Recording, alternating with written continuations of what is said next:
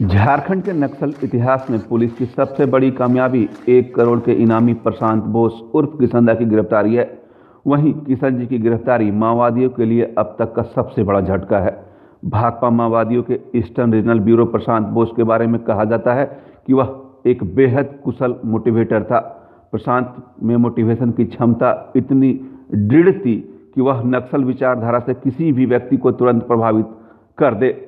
ये है कि आप निकट न जाएं, क्योंकि वो आपको कन्विंस कर देंगे और आप नक्सली बन जाएंगे। प्रशांत बोस की गिरफ्तारी के बाद झारखंड के डीजीपी नीरज सिन्हा का यह बयान कि अगर आप 10 मिनट भी प्रशांत बोस उर्फ किसनदा के साथ बिताएंगे तो आप नक्सली बन जाएंगे।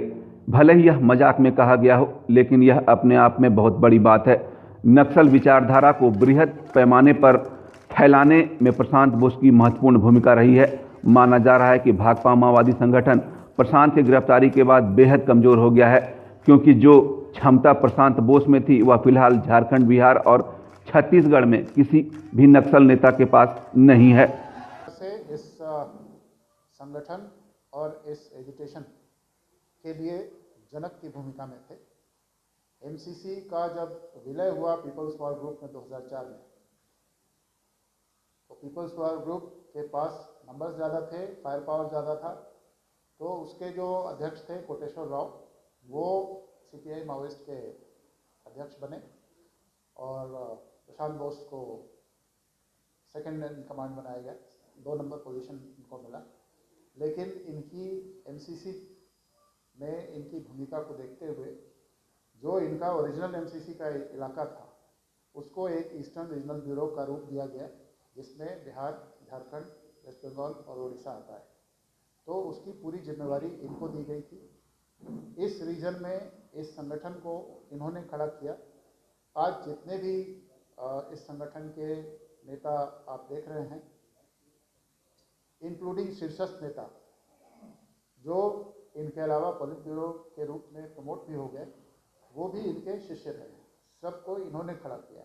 तो कहने का अर्थ ये है कि इनके रैंक पर हम लोग न जाएं।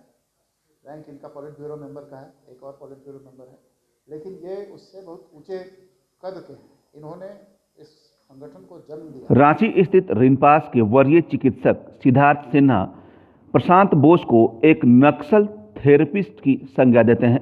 डॉक्टर सिद्धार्थ के अनुसार प्रशांत बोस जैसे नक्सली नेता मोटिवेशन में एक्सपर्ट होते हैं और उनमें यह क्षमता शुरू से ही विकसित रहती है।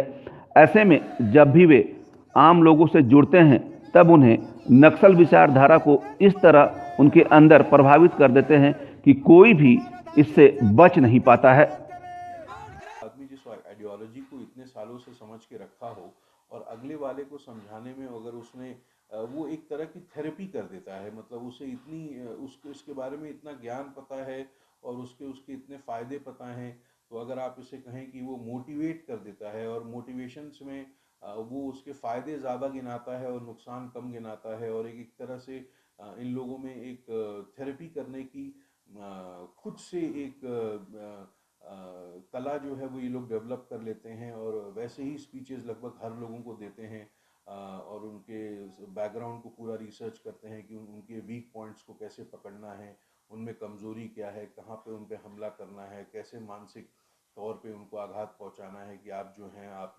नाकाबिल हैं और उनको मैं काबिल बना रहा हूं। तो इस तरह की चीज़ें जो हैं उनमें वो घर कर देते हैं।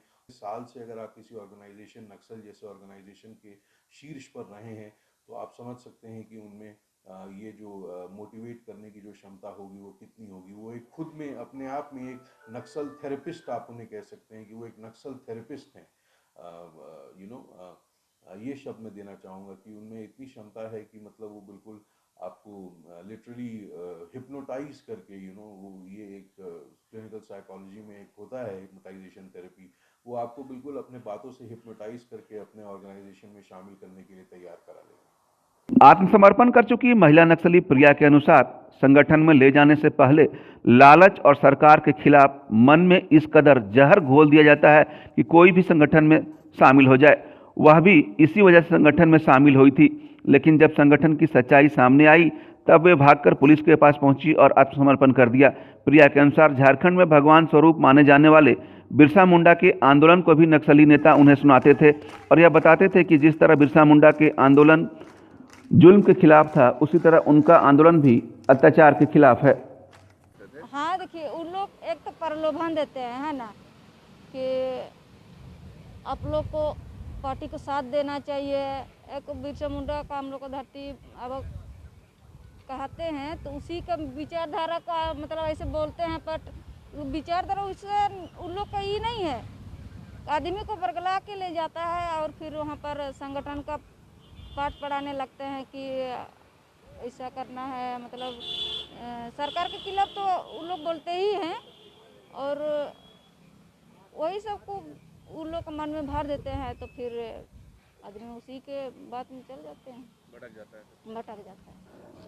यह कहना गलत नहीं होगा कि किशन दा उर्फ प्रशांत बोस माओवादियों का द लास्ट मोटिवेटर था। अब शायद ही माओवादियों के संगठन में कोई ऐसा मोटिवेटर मिले जो लगभग 50 सालों तक संगठन को चला सके। प्रशांत कुमार, ईटीवी भारत, रांची।